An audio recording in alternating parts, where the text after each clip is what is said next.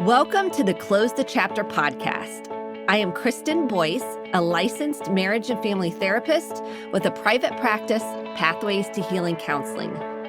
Through conversations, education, strategies, and shared stories, we will be closing the chapter on all the thoughts, feelings, people, and circumstances that don't serve you anymore and open the door to possibilities and the real you. You won't want to miss an episode, so be sure to subscribe.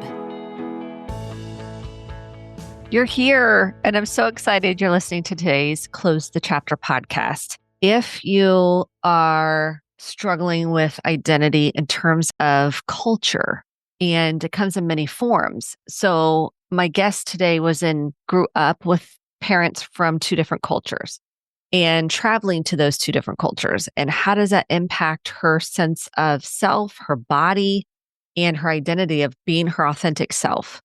And we have that in our society. We are so influenced by what we should be or who we should be and the messages we get and get reinforced in our family system that we have a hard time figuring out, who am I really? And that's what we are breaking down today, and how the body gives us the knowing. The body gives us the knowing. And this is what we've been focusing a lot on this podcast, is really connecting to your body. And we're so disconnected and we don't get this message in childhood. And I want to kind of reiterate the importance of connecting to your body. Let me introduce you to today's guest. Marcia is a trauma-informed somatic counselor, body psychotherapist, interculturalist, an author with over 30 years of cross-cultural experience in the fields of somatic counseling and education, international educational exchange, and Native American policy and advocacy. In 2015, Marcia developed her own therapy practice called Embodied Code Switching, which focuses on developing the resilience and unique expression of multicultural identities through somatic awareness, which is like your body awareness. Marcia is proud of her heritage and the gifts of her ancestors, and I really enjoyed our conversation. She's just launching her book, Movement and Identity, and it really breaks down. We talk about the embodied code switching. What is that exactly? And how did it get developed? And what does it mean? And how does it apply to you in being yourself? And how does it apply to you in finding your voice and not living a disconnected life, living a connected whole body, embodied life? And we go through all of that. So here is my conversation with Marcia Warren. Welcome to the Close the Chapter podcast. I am so grateful for this conversation because we want to talk about movement and identity and how those go hand in hand. And I'm so grateful you're on the podcast today. Thank you for joining me. Oh my gosh. Thank you, Kristen, for having me. It's such a pleasure to be here. A book is kind of a labor of love, isn't it? I mean, it takes so much energy. Your heart and soul kind of gets poured into it. Tell me about your story and the inspiration for your work. Oh my goodness. I think in many ways, this book has lived within me, has been embodied within me since the day I was born. And so for me, it's been such a labor of love, not just for myself, but I think for my family and my lineage, and a very deep sense of ancestors bringing this work to me at a point in my life when all the different threads that I had experienced in my career and personal life, all of them were woven together at this moment. So in some ways, it was a perfect combination, right time, right place. And the words just honestly flowed. And so I feel very grateful. It feels like a gift. That's wonderful. Do you feel the connection with your ancestors writing the book?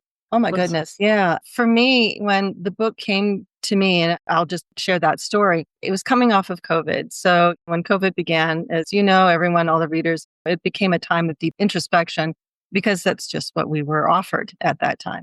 And for me as an introvert, I was actually quite happy. I was like, yay, I know how to do this. And I had been gathering research from the time that I had graduated from my somatic counseling program, where I had done research on what I called embodied code switching. So we'll talk about that in more detail later. But I thought for sure in 2020, okay, I'll write this book. And in fact, what ended up happening is I started my own healing journey at that point. I realized that I was coming to the end of a long marriage that was no longer working. I was actually more than a little bit disconnected from my own body, ironically, as a somatic therapist. and really started going inward in a different way. And I started writing. And I've always written. I've written in journals since I was 13, but this was a different kind of writing. And I was really surprised by that voice. And as that voice came out, I got the distinct sense, and I started my spiritual practice up again, that I was being asked to do something with that. And so that felt like the connection that really felt very profound to me. I'm a storyteller, so you'll hear that in a lot of the ways that I Please share. I love this. at a certain point, it was in 2021, I did an online workshop because all these conferences are still online. And unbeknownst to me, my editor, future editor, saw me do this workshop. And she reached out to me out of the blue on Facebook, in a message on Facebook, which I never receive any messages on Facebook, and asked, she said she had seen me and asked if I'd be willing to have a conversation. And I got so excited. And I said, okay, let me check and make sure this is for real. And when I saw her name and then I saw the name of the publishing company, I knew it was a message because I had had a piece of driftwood on my altar in the shape of a dragon. And the name of my publisher is Singing Dragon. Wow.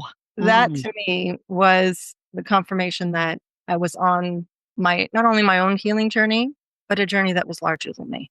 And as it progressed and I was able to fully come into writing, I tell you, Kristen, it was one of the most amazing experiences I've ever had in my life.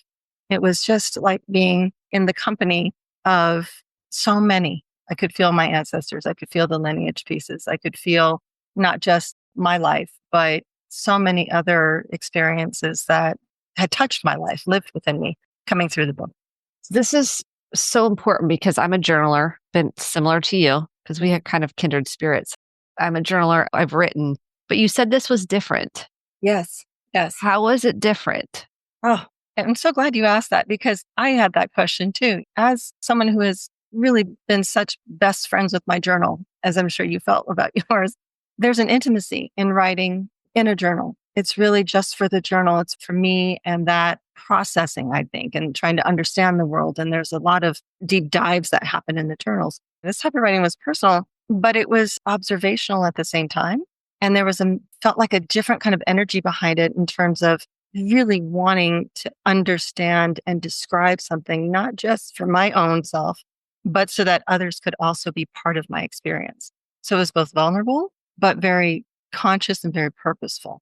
So during the time of COVID, there was a lot of writings that I did about what it felt like to be in this liminal space that we were in, being isolated and yet feeling so connected to one another over the internet or through listening to all the sounds I could hear in my neighborhood or being out in nature. I live in Colorado, so taking hikes and really feeling connected to nature in that way. It almost felt like I was journaling for the rest of the world, not just for myself.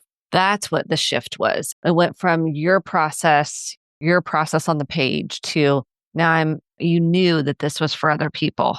And it was so important to do that kind of writing because this book, if I had written this book without that experience of writing in that voice, I feel would have been much more academic, would have been much more heavy in terms of trying to meet what I thought the field would want, right? And in fact, what this book turned out to be was very much an invitation for readers and listeners to come into the book as a journey. And that's really how it's described. So there's personal writing in sort of the voice that I've found. There's academic and research writing, which is something that I had done obviously before.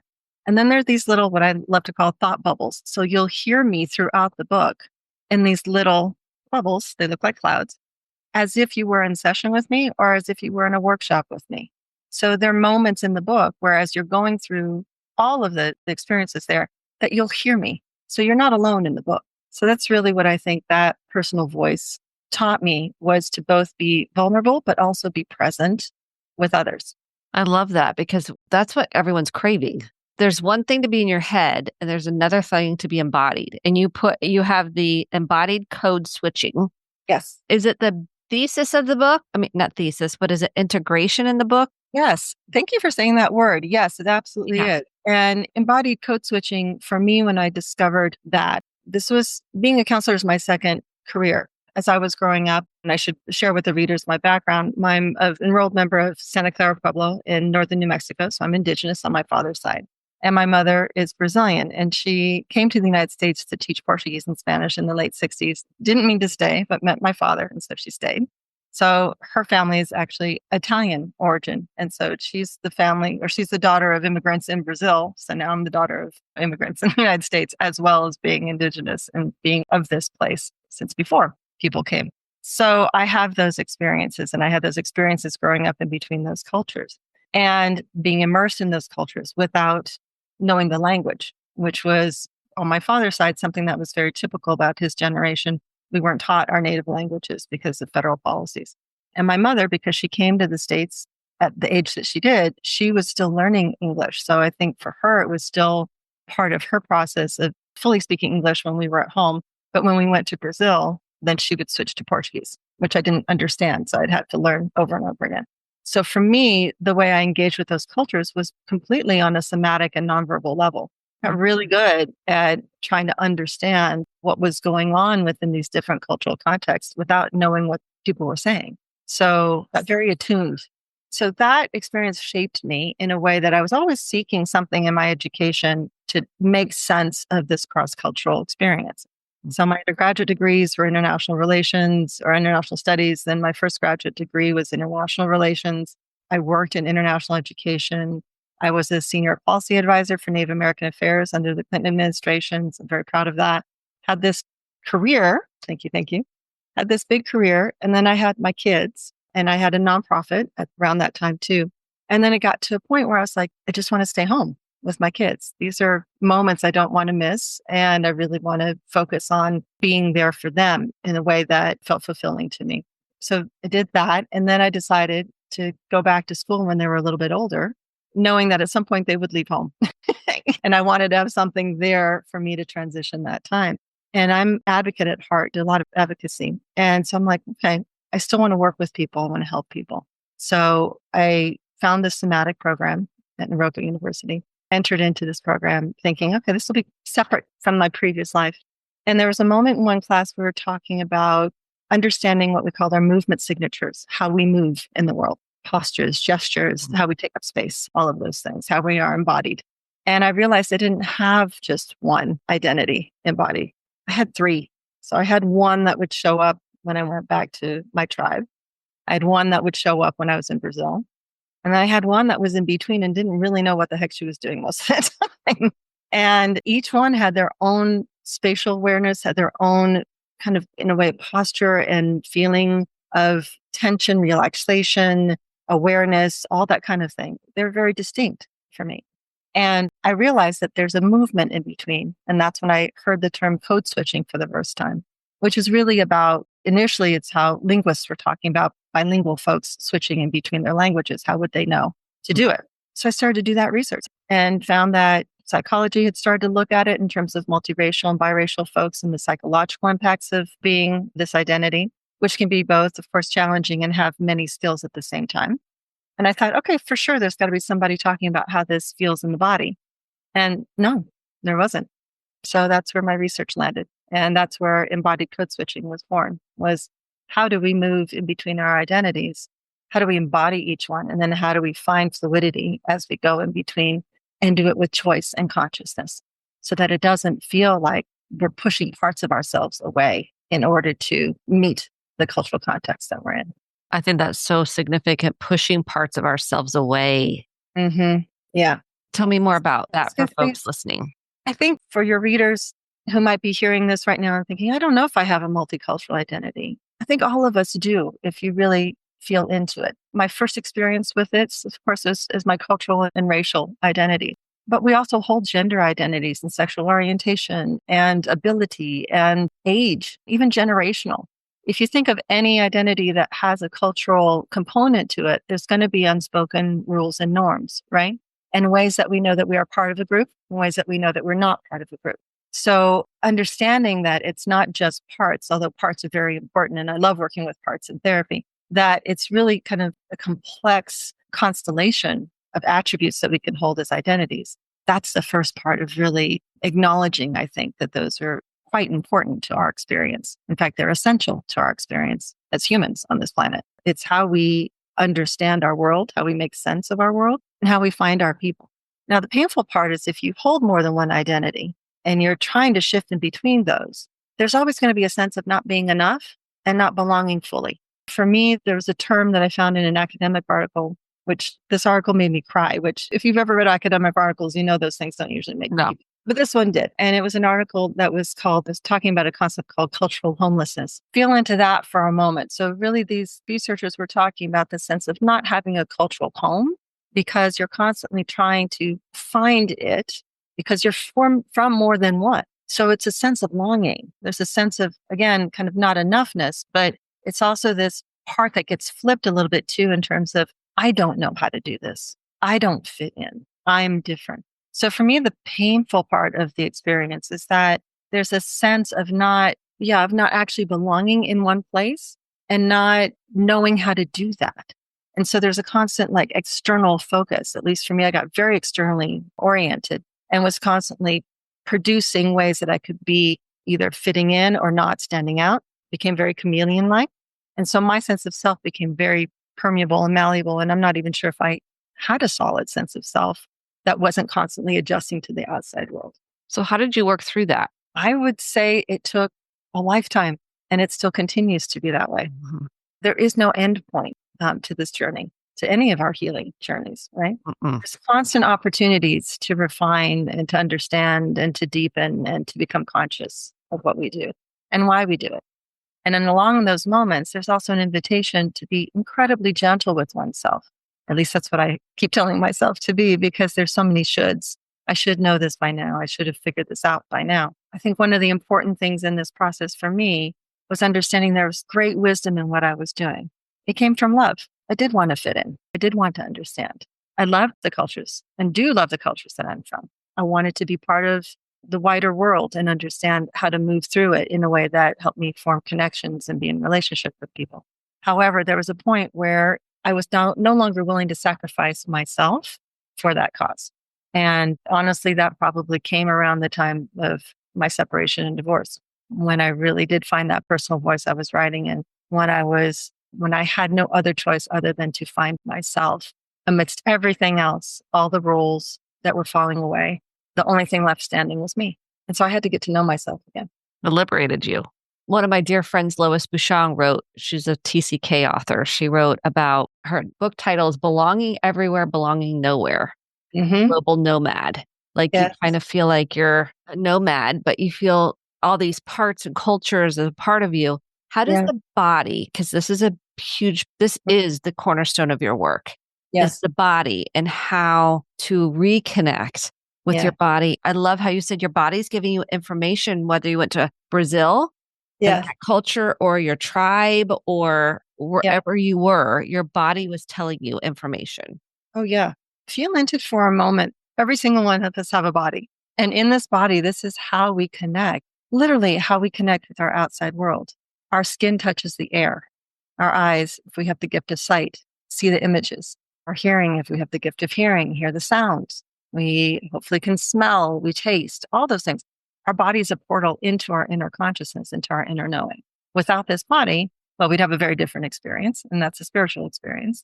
But for right now, this is what carries us through this life. So part of embodying our cultures is actually feeling the immersion in them, receiving those messages, knowing that we're always receiving them anyway, whether that's from space and place, which is actually quite powerful if you think about it, not just architecture, but land, what that evokes in us. For me, that was one of the first things I knew about Brazil was the smell of humidity, right? It meant I was in Brazil because I grew up in New Mexico. There's not that smell of humidity, but in New Mexico, there's a smell of rain hitting the earth that doesn't exist anywhere else either. Okay. Those are cultural aspects. We have a sensorial awareness that's around us. And so once you begin to be aware of that, like bring your awareness to it, that's one part of it. The other part of it is coming inside. You know, our bodies themselves speak to us through our sensations, through our movements, through our gestures, our postures, spatial awareness with others, eye contact, tone of voice, volume of voice, even the little things that we put in between our sentences, the ums, the ahs, all that, all those are culturally bound. So that's part of the experience too is, okay, when I'm in this culture, what happens in my body? Can I pay attention to that without judgment? Or in some ways, even meaning, just watch and learn and listen. So for me, when I go to Brazil, and I'm doing it even right now, my hands start moving. I'm just doing this. I've gotten used to adjusting to when I'm going to be greeted in Brazil that people will come closer and they'll do 3 kisses or 2 kisses on the cheeks. That's just part of the rhythm. There's a rhythm of interaction. When I go to the Pueblo, it's a different thing. We're not doing 3 kisses on the cheeks. We're doing lighter hugs. The distance is a little bit different. Eye contact is different with older generations and younger generations. So again, there's this complexity, but subtlety too. So there's that piece of it that can be kind of what you're noticing from the outside. And then there's what happens on the inside. How do I actually bring those sensations and those observations and awareness into me? How am I expressing that? It's a two-way street. It's not all about trying to understand and absorb and memorize what another culture does. That's one way that people have engaged with learning about other cultures, reading about it, trying to get all the details of what to do, not to do. But the way that you do embody it is by being in it and letting it come into you and letting it move through you. And I think we've been talking a lot about the body on the podcast and the importance of connecting to sensations and being present with them. And when someone says, well, how do I do that? What do I do to start connecting to my body? You kind of said like noticing what you smell, what you see, the touch. Is that the first place you would start to connect with the body? Is the senses? It is. This is something where I talk about this in the book too, being a trauma-informed therapist. The body may not always be the safest place to start if you've experienced trauma. So asking somebody to come into their body, take a deep breath and do a big movement could dysregulate someone right off the bat. So this is where discernment comes in terms of if you're working with others, but also if you're working with yourself. It may actually be easier if you've not been in touch with your body. If this is something that perhaps your family of origin or your culture, and by the way, dominant culture in the United States, we're not great at this. And I say we as me being part of this collective too, we don't have a whole lot of words for sensation. We don't have a lot of opportunities to just be. It's a very individualistic society, very much a doing society. The body seems to be viewed as a vehicle, as something that we have control over or try to have control over, that it does for us, that it has an image. There's a divorce even from our own bodies in this society that normalizes a disconnection.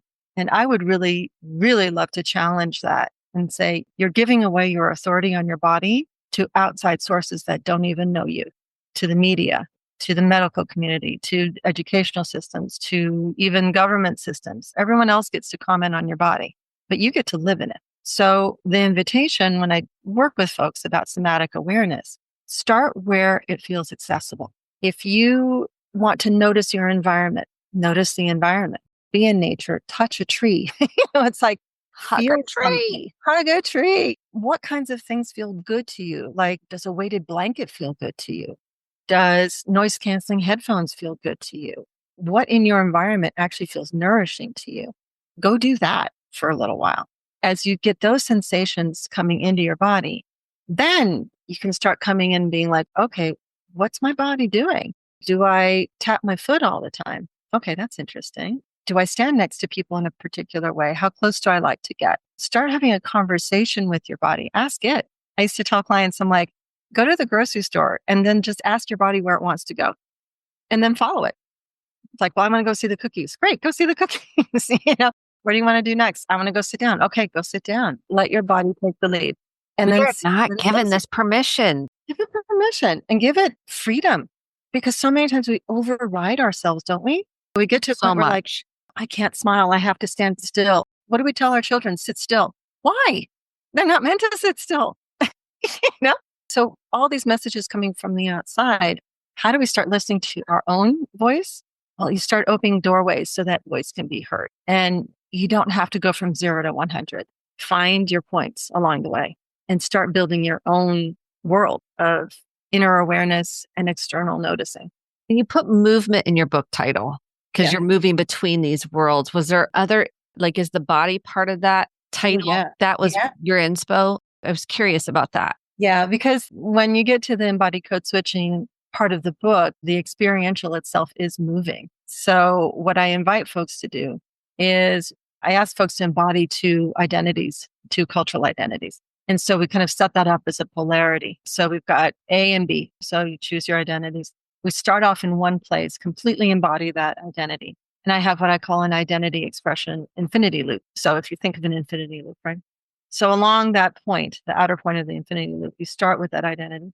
And then I ask folks to start moving. If they're in real space, they can do that. Otherwise, they can visualize it. But actually start walking towards the midpoint of those two identities and notice the transition. How does it feel? Do you start getting tense? Do you start getting more relaxed? Thoughts? There's another part of the model called the sensation, interpretation, action loop. So what sensations am I getting? How am I interpreting those sensations, thoughts and feelings? And then what do I do or what do I not want to do? That's the action piece. So you're noticing all those things as you go from one identity into the middle, which is the in-between space, the liminal space. Does that space feel familiar, feel uncomfortable? What does that feel like to be in between? And then you start moving towards the other cultural identity and noticing that transition. So if you think about that movement, if you're walking that, which I've done with students and clients, it's actually really powerful because your body is starting to adjust itself without you even doing anything. You're visualizing the shift. And at least for me, I would go, again, this is totally own personal experience. I'm not saying anybody in my cultures embody things in the same way as I do. But going from being indigenous, I felt I was too tall for that identity. So I would kind of hunch. I would get a little bit tighter in terms of like my personal space would get smaller. My movements would get more, just not as big. Quieter somehow. Quieter somehow. Yeah, I wanted to get quieter. That would be kind of the starting point of that identity.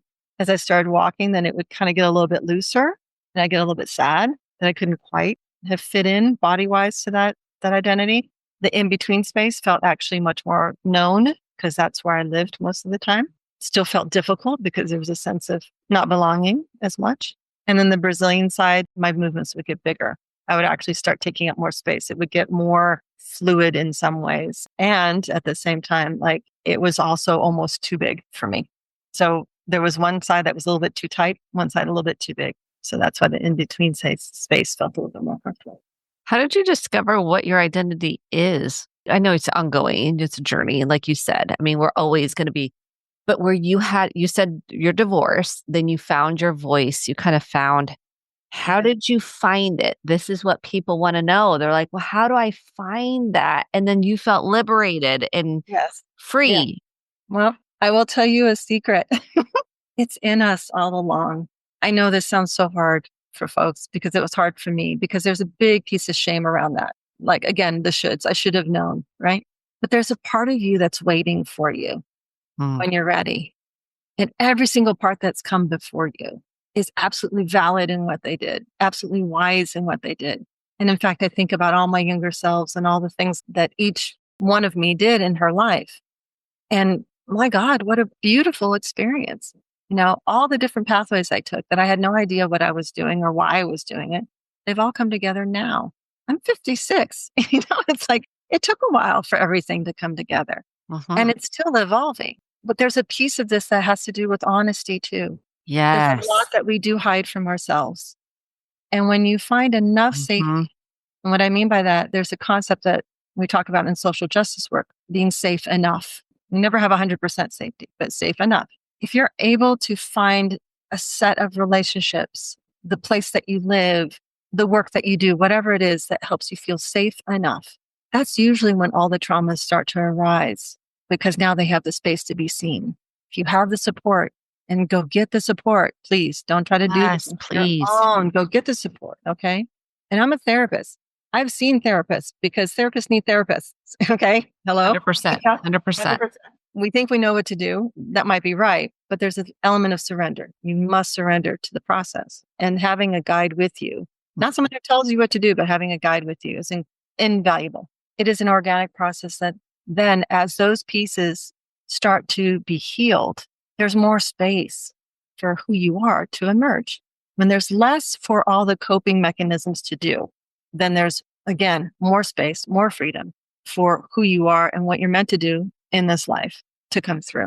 And that's what I believe now. So I wish I could say that there was a particular turning point. I think there are moments in our lives where everything stops working so that we are given the opportunity to build ourselves back up and into a life. And it is not easy. It's just not easy.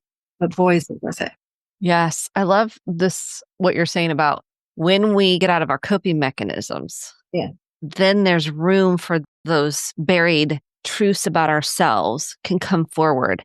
And that truth is an essential component to embodiment. I really believe that to be true. I mean, I believe that to be true, here a cliche, but I really believe that's a cornerstone of healing. Yeah. I mean, I don't want to put down our cognitive abilities. That's what's so brilliant about so much of what we can do as humans. There's so much creativity. There's so much ability that we have.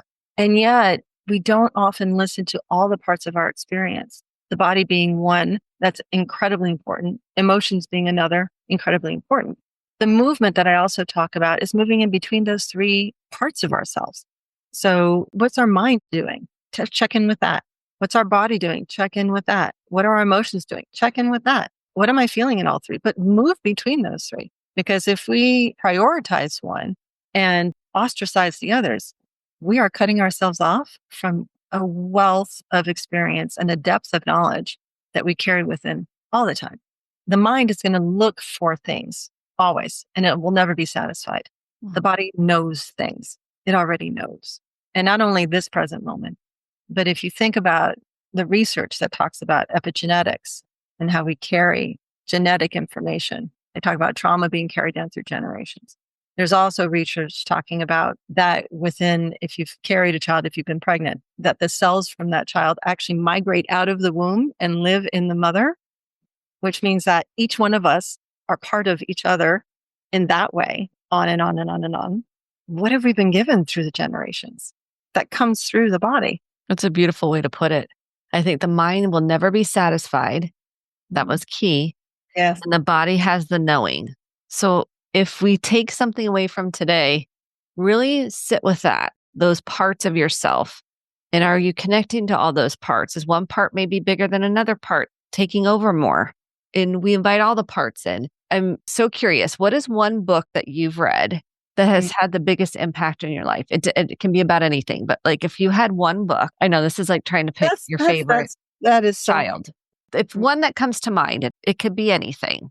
Oh my goodness. I think the one that comes to mind, and by the way, I was the geeky kid that in grade school would go to the library and just live in the stacks of books in not the kids section, in the adult section. So I would pull out books and like go home with 10 or 12 of them. And I grew up in Santa Fe, New Mexico. So a lot of those books were on ESP and astral projection and spirituality and other topics. So like I've read all my life. I love books. They are all my best friends. I have books and books and books. The one that's jumping to mind right now, and I think it's because I actually met and got to work with the gentleman who wrote it. It's another indigenous psychologist, Dr. Eduardo Duran. And he wrote a book called Healing the Soul Wound. And for me, he spoke about trauma as the spirit of trauma and speaking to the spirit of trauma. And he works a lot with, and has worked, I think he's retired mainly now, but worked with veterans, worked with indigenous folks, all of that, worked with addiction. So the way he approached healing was relational. And I was very fortunate to be part of a retreat with him recently here at Naropa University, where it was just an amazing experience just being in community with him and doing a lot of healing work together. But what I appreciate about him, and I hope what comes from my book as well, is a different way of engaging with not just the healing work we do, but the way we write about it and valuing people's stories and the stories of the cultures that we're from and really respecting what has been pathologized. So like addiction has been pathologized, trauma, these are in some ways entities of their own that we are in relationship with. And they are doing something for us that is quite wise, but they speak in a language that is highly symbolic, much like our bodies do. So if we can learn that language, we have a different way of finding community, not just with others, but within ourselves. That's deep. I love the title of his book. I mean, that's Healing the Soul Wound, because I really believe we're all walking around in some form or fashion, or parts of us with the soul wound. Yeah. And this is not a bad thing. We talk about the wounded healer. If we haven't gone through something, how can we actually understand and empathize and hold space for someone else? Yeah, it's a birthplace of compassion and empathy. Yes. Yeah. When we talk about identity and culture, and especially in a political climate, with all the changes that we're going through, I think we lose sight of the fact that difference is an opportunity for understanding, because all of us hold difference within ourselves. It is a point of empathy. And Oppression and privilege are only descriptors of places that we occupy in society. And all of us have those places. Privilege for me means you have an opportunity to open the door so that others can come through with you, a door that you can go through easily. Oppression means that we have parts that aren't seen. All of us have those parts. So if you can tap into that and understand others' places of identity where there's oppression, we now build empathy and belonging with each other. If we're not given that opportunity, all we are is isolated.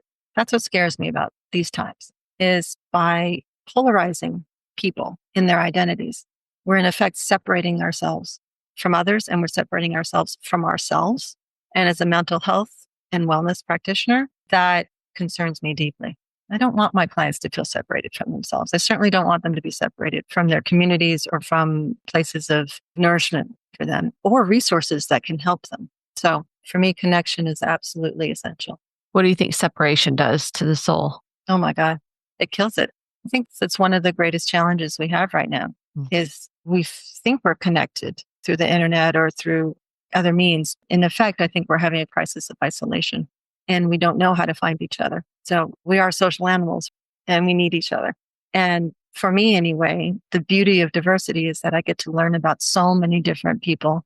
I get to hear different sounds. I get to see different movements. I get to smell different things, eat different foods. I get to be in a different worldview. And that teaches me things.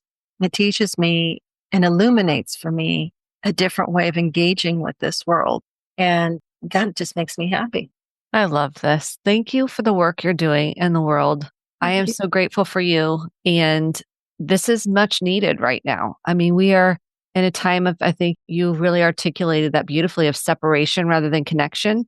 And your work is bringing people together. And thank you for that. Thank you for the energy and the love and the care and compassion you're bringing to the world. And I am grateful for you.